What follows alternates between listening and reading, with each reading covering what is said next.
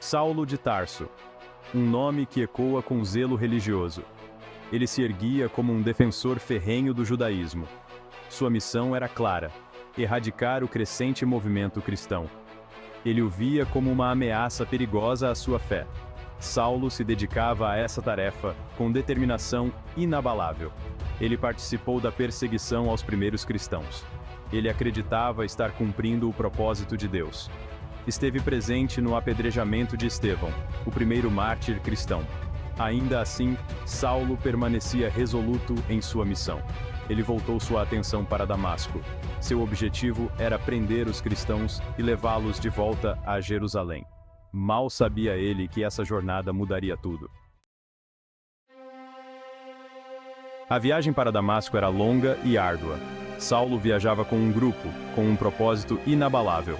De repente, o céu se abriu em uma luz cegante. Envolveu Saulo, lançando-o ao chão. Saulo, Saulo, por que me persegues? Quem és tu, Senhor? Eu sou Jesus a quem tu persegues. Saulo permaneceu ali, cego pela luz, seu mundo despedaçado. Ele havia encontrado aquele que tanto perseguia. Toda a sua visão de mundo se desfez ao seu redor.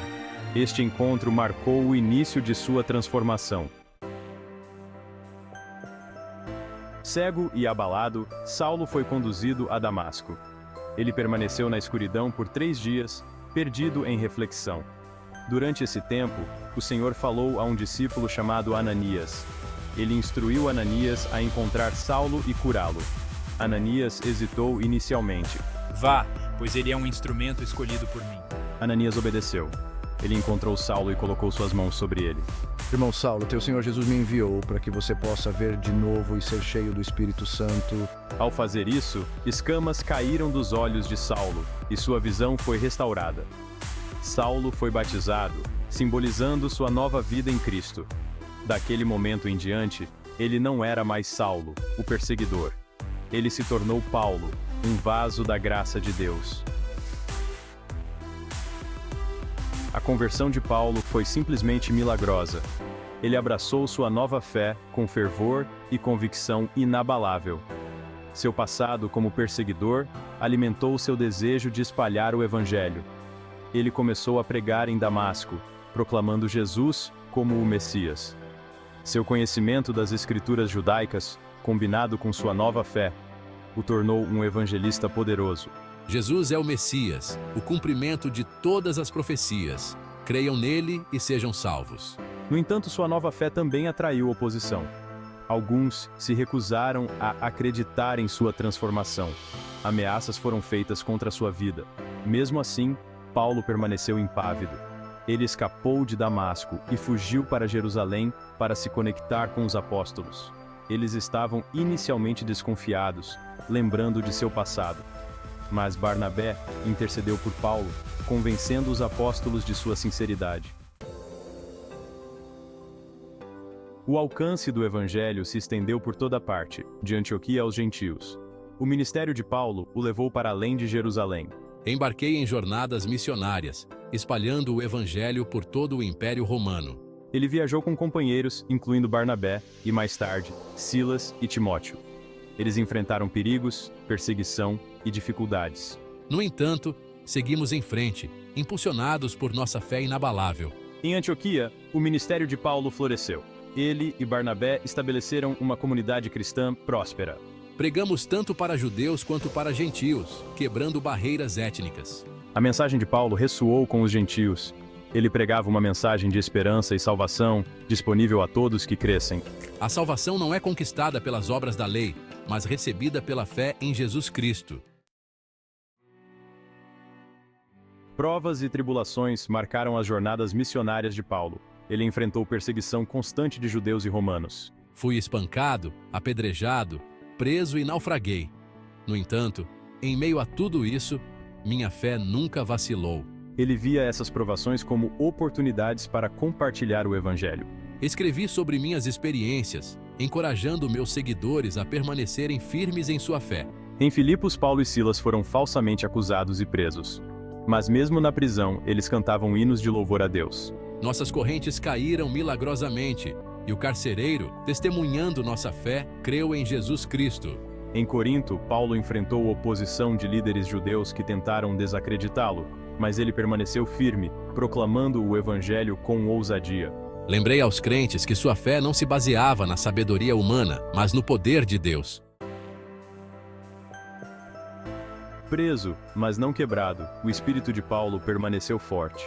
Apesar de enfrentar perseguição constante, ele continuou a pregar o evangelho. Mesmo quando isso significava prisão, via meu tempo na prisão como uma oportunidade para escrever e encorajar as igrejas que eu havia estabelecido.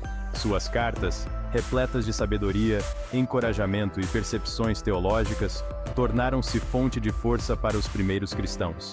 Abordei questões que as igrejas enfrentavam, forneci orientação sobre a vida cristã e reafirmei os princípios básicos da fé cristã. Enquanto estava em prisão domiciliar em Roma, Paulo escreveu cartas às igrejas em Éfeso, Filipos, Colossos e a Filemon. Essas cartas, agora parte do Novo Testamento, fornecem percepções valiosas sobre minha teologia e meu coração pastoral. Mesmo acorrentado, o espírito de Paulo permaneceu inabalável. O legado de Paulo se estende muito além de suas jornadas missionárias e sua fé inabalável diante da perseguição. Sua contribuição mais duradoura para o cristianismo está em suas cartas. Esses escritos, inspirados pelo Espírito Santo, moldaram o pensamento e a prática cristã por séculos. Suas cartas, dirigidas a várias igrejas e indivíduos, cobrem uma ampla gama de tópicos. Elas mergulham em questões teológicas, abordam questões práticas da vida cristã e oferecem palavras de encorajamento e exortação. Romanos, considerada por muitos sua obra-prima, apresenta uma exposição abrangente da mensagem do Evangelho.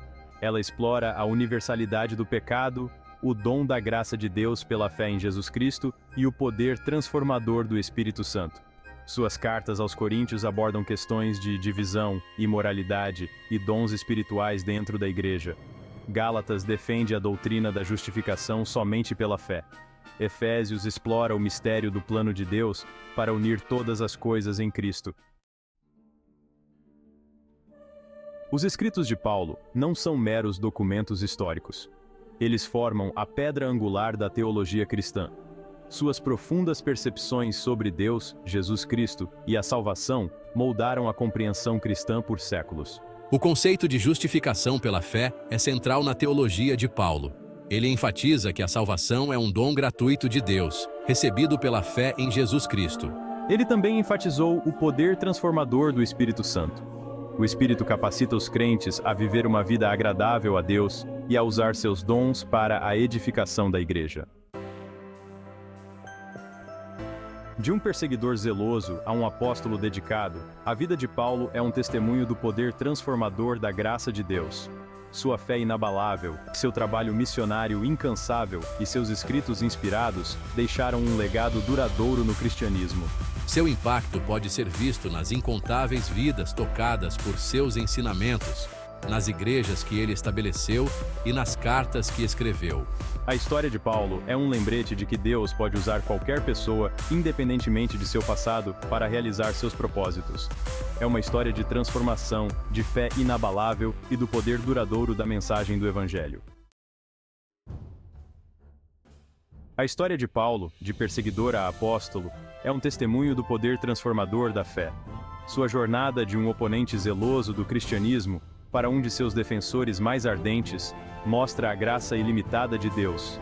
Sua vida, repleta de desafios, perseguição e dedicação inabalável, serve de inspiração para os cristãos ao longo dos tempos. Suas cartas, imbuídas de profundidade teológica e sabedoria prática, continuam a moldar o pensamento e a prática cristã. Elas oferecem orientação, encorajamento e uma compreensão mais profunda da fé cristã. O legado de Paulo se estende muito além de sua vida. Sua história nos lembra que Deus pode usar qualquer pessoa, independentemente de seu passado, para realizar seus propósitos. Ela nos encoraja a abraçar o poder transformador da fé, a viver vidas de propósito e impacto, e a compartilhar a mensagem do Evangelho com coragem e convicção.